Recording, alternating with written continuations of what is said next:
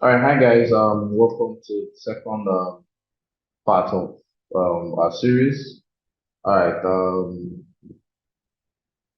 we're going to go to the next step. Initially, we created our project folder and linked to our GitHub repository. So now we're going to build the sign up page. All right, so we're going to go to the design. Okay, this is the sign up page. Okay, and so we're going to using HTML and CSS, we're going to design this, okay?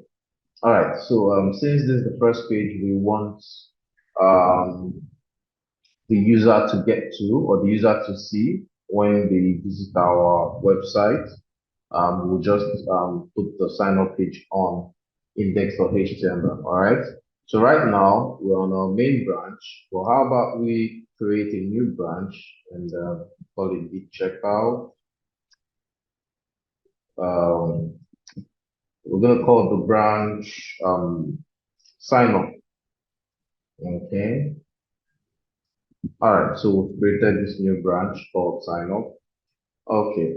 So let's also link our CSS to our HTML file. We can do that by just typing link and you see the suggestion. Okay. And then you can select CSS. But I'll just correct that because my file name, my CSS file name is styles with an S. And so I'll just change this. Okay.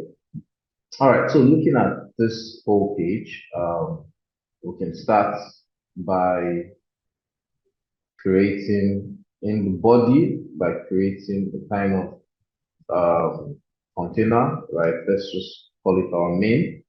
And then you see that this page is kind of divided into two parts, the left and then the right part. Okay, the left part has this blue background, and then the right part, which is the form, and then also the header. Okay, so we can just have two divs. Okay, so just duplicate this, Control C and Control V. Okay, so we can give this a class name, and we can call it section left, or would I say, okay, let's call it sign up left section. Okay, and then we can give this a class name. That's the right part, sign up right section. Okay, so right now let's focus on the left part, okay? So let's just start with, putting in the contents, right? Okay, so another thing we notice is that you have some assets here that you might want to use in your project. You can see when you double click, just keep double clicking till you get the particular asset. So you can see this is a logo, an image, right? So there's a way to download it from Figma. After selecting it, you go under the design section here, and then you scroll down. You can see the export section, right? If you're using the professional Figma, you probably have the opportunity of seeing the export as a main section, okay? But for you can check either you can have the export section just on top, like it's have on top of the header section, okay? But for now we have it under the design section, okay? So you can see export, and then you have a choice of selecting the format you want to download that particular asset as. You see PNG, JPG, SVG, and PDF. But just let's leave it at PNG. You can also preview just so you're sure of what you're downloading. You might not be able to see it because it has kind of a white background. Okay, and then also this tab has a white background. So let's just export it. Okay, and so by the time you export it, it gets downloaded into your system. You can see it here. All right, so let's just download the other asset. You have this lady on the left section here, in front of our system. Then you see the preview. let's just download that also as PNG. Okay. All right. So we have that. Okay. All right. So let's go um, to our folder structure or to our folder and see if I should have it on download. Okay, I'm guessing this. Okay, let's see. Okay, so I'm guessing this is the logo. I have it on my download. Okay, so let me just copy and then this should be the other lady. And that's the hero image of the sign up. So I'm just going to copy this. Then I'm going to go to all right, so I have my, okay, so let me just create a folder using my VS Code. All right, so I'm just going to new folder and then I'm going to call it, let me just call it images. Okay, I'm going to call it images. All right, so I'm going to go back here, go into the image directory and then paste my content. Okay, so let me rename it. Sorry about that. So I'm just going to rename this to logo and then this to sign up hero. Okay, image. Okay, okay. So I've done that. So the next thing is I'm going to. Okay, so I have. If you look at this, the left section, right, you'd see that you have three. It's broken down into three parts. You have the logo, right? You have the text, and then you have the image. Okay. So let's go now to our left section. All right, we can put the image in the div. Okay, so this, we can drop this. Yeah, we can put the image in the div. Okay, and then provide the source. That's and then we're gonna close this so that we can get some suggestions. So asset slash logo. Okay, sorry about that. That's not asset images slash yeah logo.png. We also want to give it an alt value and just call it let's lab logo. Okay. Also, we can inspect. Let's just check the the width of this image. Okay, let's check the width of this image. So you on the right tab here on the Figma, just select inspect and you can be able to see it because the width is 189 pixels. So we can give it a width of 189. You don't need to write pixels there. So that's the first section, right? Then you have the paragraph. Okay, so we can go to Figma and then just copy this paragraph. So once you click and it's highlighted, Control C on your keyboard or Command C if you're using the MacBook, and then Control V to paste this. All right, so let's format this. Okay, so we have the second section. Then the last section, which is also this image, we do exactly how what we did for the first section. All right, so we have a div, and in the div we have an image, and then src we have images slash sign up hero image. All right, just put this, and then we just leave it empty. Okay. All right. So let's look at how the design looks like for now. Okay. So we're going to start open with live server. Okay. All right. So we'll open the live server. You can see this doesn't have a width, and that's why it's this way. So let's go back to our Figma and check what the size of that image is. It's about 610 pixels, right? So we come here. Sorry. I will come here under that image and give it a width of 610. Okay, so if we go and look at the design again, okay, all right, so I think it looks better, right? Looks better. Okay, so now next thing we want to do, let's see if we can give it a background color. Okay, so you select this part, right? Select this section. You can see it's highlighted, and then move to your tab, and you can see it has a background image, or rather a background color of this. So you can just copy this, right? And then go to your VS Code, and then sign up left section. You can go here, and then since we use a class selector, as you see, sign up left section, and we can give it a background. Okay, we can just paste since we copied everything. Yeah, the attribute and the value. You can just paste that there. Let's see how it looks like. Okay. Okay, then the next thing we want to do, right? Let's see if we can um, style this text. Okay.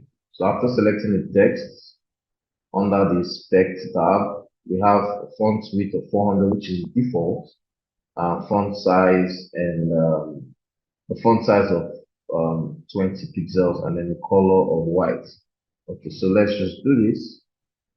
We can give this a color of white. All right, so this will be sign up left section and then P.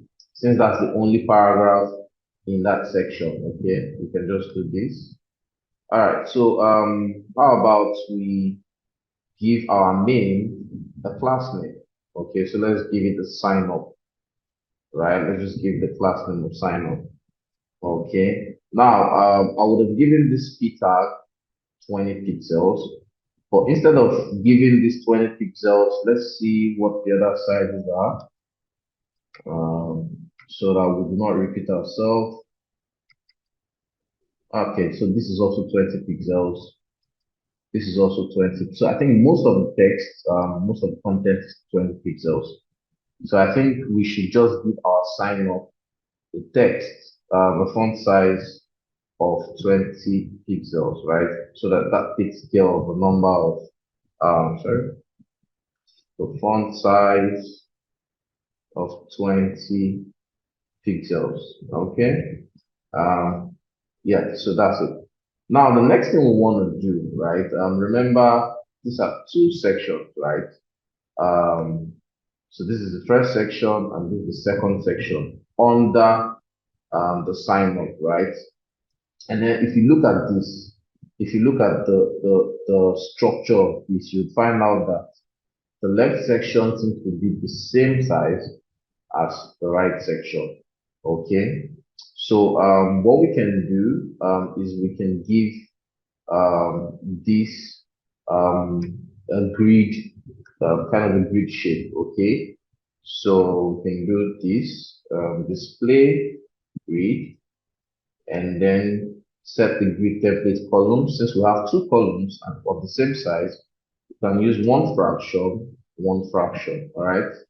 And then just so it doesn't look kind of weird on bigger devices, let's check what the size of this page is. This is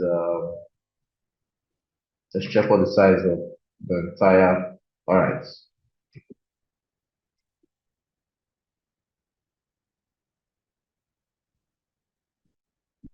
Okay, I want to check the size of the entire page.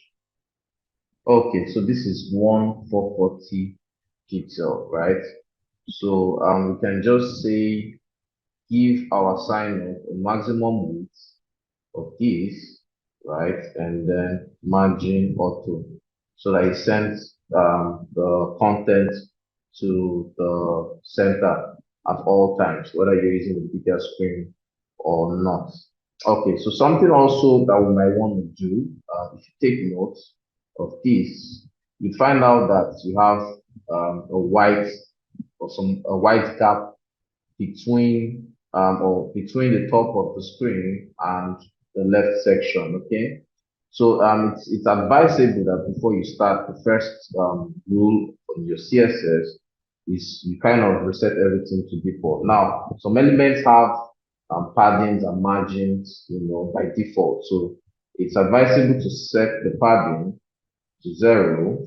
Okay, this is the universal selector, and then the margin to 0, and also give it a box sizing of border box. Okay. Okay. So if we check, we'll find out that that has disappeared. Okay. So next thing we want to do is to check the spacing, right? So if we check here, if we select this, we'll see that there's a gap of 88 pixels as top, and then um, 182 pixels at bottom. Okay, so the gap between the content and the top, and then the content and the bottom. Okay, so 88 and 182 pixels. So what we can do is we can give this, since this is the left section, right? So we can go to the left section and give it padding top, 88 pixels, and then padding bottom, 182 pixels, right? If we can do that. Okay. All right. So we have that now. Another thing we might want to do, if you check well, you'll see that this text has a width, right? What we have right now is that the text is trying to cover the whole gap, or the whole space on the left section. So we can check for the width. This is 5 to 1. So we can give our left section key, right? Since this is the only P tag on that left section, we can use that as a selector. So we can say, okay, we already have that selected. So how about we do the maximum width of 521 pixels? Okay. All right. So when we check, okay, this looks better. Now you also find that there's gaps, right? Spaces between this section. So there's a space between the logo and the P tab that's 6 pixels. There's also a gap between the P tab and the image down 100 pixels. So I can select this P tag and say margin top, right? That's 6 pixels, and margin bottom 100 pixels. Okay, so that creates a gap. Okay, that creates a gap between um, this content. All right, next up is so if you check, we can actually also give padding, kind of padding, right? So padding left, I think we have a padding left of about 100 pixels, right? So you know what? Let's just try and use percentage, right? Which is a kind of unit, right? So since the whole page is about 1440 pixels, we can get the fraction value. So what we do is we're gonna do. I'm gonna get my calculator. All right, let me just open the calculator here. Okay. So we're going to do 100 divided by 1440, right? And then get the fraction value or the percentage value of that. So that's about 6.9%. So we can do that. The left section, we can give it padding left of 6.9%, right? So this works with the screen size, right? So this works with the screen size. So as you keep reducing the screen, you just get the percentage of 6.9% of the screen size, okay? All right. So I think the left section looks kind of ready. So right now, let's go to the right section, okay? So in the right section, I can just collapse this. All right, so on the right section, you might want to have a div, right? And give that maybe content, right? So sign up, write content. Why we're doing this is to get a kind of container for also a kind of sorry about that. All right, so to group this, into one. That's the content, right? Next thing we want to do is we want to start getting the structure there. All right, so start for free. We can put this in a header too. Okay, so Control C. Let's copy this and then we can put it in a header one, right? And then this, we can put it in a paragraph and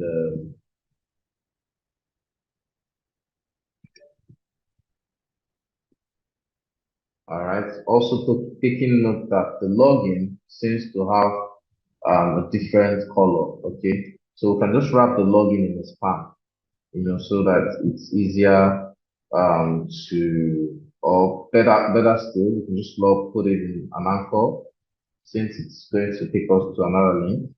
So let's just use an anchor, right, for the login.